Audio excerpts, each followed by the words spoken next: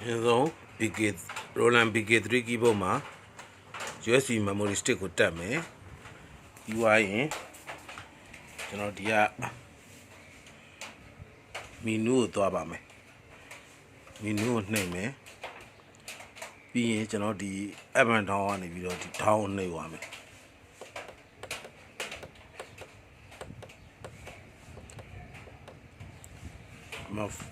format USB device ကိုတွေ့ပြီးအဲ့ကြရင်ကျွန်တော် enter နှိပ်မယ်အဲ့မှာသူ yes or no မေးပါတယ်ဒီဘက်က DEC ဆိုခလုတ်ကိုဘယ်ခလုတ်ကိုနှိပ်လိုက်ပါအမ yes ဖြစ်သွားပြီဒါဆို enter ကိုနှိပ်မယ်ဒါဆိုသူ format စရိုက်နေပါပြီ Roland မှာကသူ stick ကိုသူ keyboard မှာ format ရိုက်ပြီးမှအဲ့ stick ကအလွတ်လုပ်ပါတယ်ဒါဆိုရင်ခု okay format complete ဖြစ်သွားပါပြီဒါဆိုဒီကောင် USB memory မှာကျွန်တော်ဖွင့်ကြည့်မယ်ဆိုရင်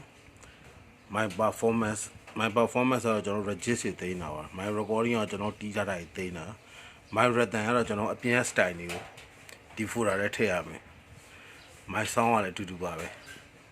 အပြင်ဟာတွေထည့်ဖို့ okay ဒါဆိုကွန်ပျူတာမှာကျွန်တော်တက်ပြီးတော့